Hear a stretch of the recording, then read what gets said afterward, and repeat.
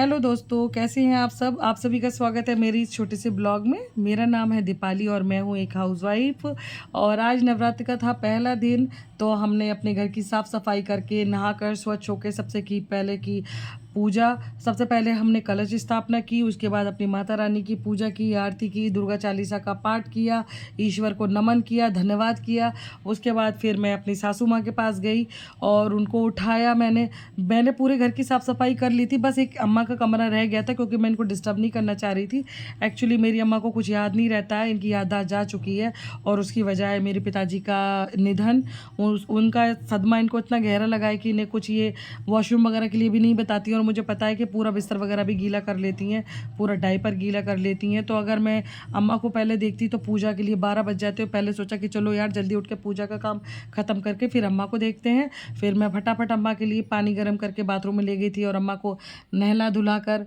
जो इंसान पूरे घर को संभाल लिया करता था, आज वो किसी और पर डिपेंड है, लेकिन हम उनके साथ हैं। नहलाने के बाद फिर मैंने उनके जल्दी से बाल सुखाए, क्योंकि अभी मौसम थोड़ा ठंडा ही है और इनके हिसाब से तो ठंडा है। देखो हमारे हिसाब से गर्मी है, लेकिन बच्चे और बुज़ुर्ग के हिसाब से अभी मौसम ठंडा है। तो इनके बाल सुखाने के बाद फिर मैंने जो अम्मा के गंदे कपड़े थे उनको बाथरूम में डाला, और उसके बाद फिर मैंने अम्मा के लिए नाश्ता तैयार किया। और नाश्ता तैयार करने से पहले मैंने अम्मा को ध्यान से खाली पेट की जो दवा है वो दी, क्योंकि मैं अक्सर मेरे भूल जाती हूँ। मैं बहुत कोशिश करती हूँ कि नहीं, अम्मा की एक भी दवाई मिस नहीं होनी चाहिए। उसके बाद एक साइड मैंने चढ़ाई चाय और दूसरी तरफ मैंने फटाफट पराठे बनाने शुरू करे, क्योंकि हमारे छोटे नवाब को भाई पराठे और चाय मतलब चाहिए थी नाश्ते में। तो हमने उनको नाश्ते में चाय और पराठे दी। उसके बाद फिर मैंने अम्मा के लिए नाश्ता तैयार किया, और यहाँ मैं अम्मा को ये बता रही थी, अम्मा ने खाली सब्ज़ी खानी शुरू कर दी। फिर मैंने अम्मा को बताया, अम्मा देखो ये पराठा है, ये चाय है। मतलब अगर आप हाथ से नहीं बताएंगे ना तो वो खाली सब्ज़ी खा के बैठ जाएंगी। और मतलब आपको एक छोटे बच्चे की तरह बताना पड़ता है कि देखो अम्मा ये ऐसे है, ये खाना तब खाना पड़ेगा।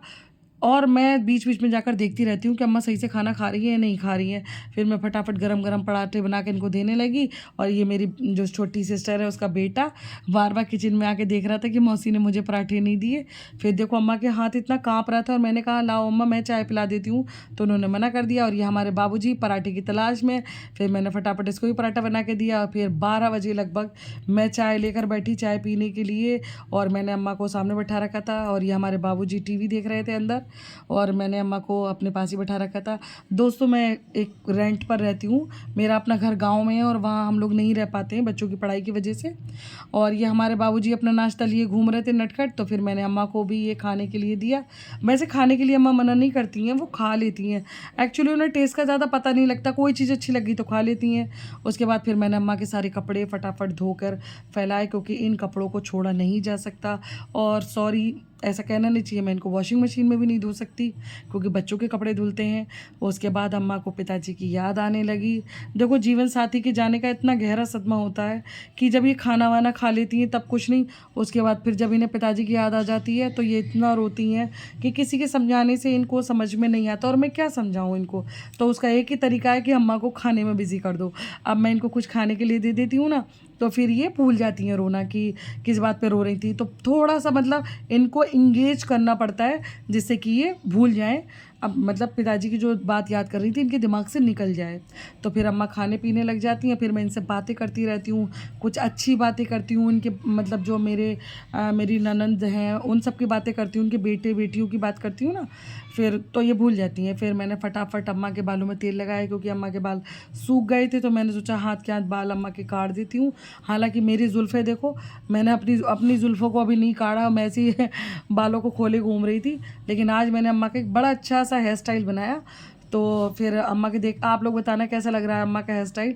वैसे परेशान नहीं करती हैं अम्मा, बिल्कुल भी नहीं, लेकिन जब इनको याद आ जाती है ना तो ये बहुत रोती हैं। तो उस वक्त बड़ा दुख लगता है कि मैं इनको ऐसे क्या बात कहूँ जो ये चुप हो जाएं।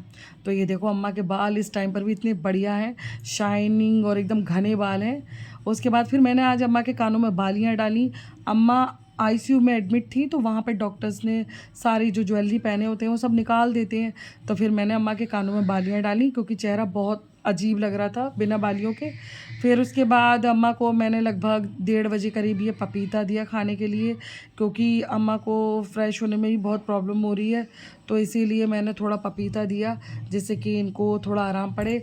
और एक बहुत अरसे के बाद मैं अपनी बुक्स लेकर बैठी हूँ। मेरा LT मेंस का एग्ज़ाम है 17 मई को, और मेरे लिए ये बहुत ही गोल्डन चांस है और मैं इसको मिस नहीं करना चाहती।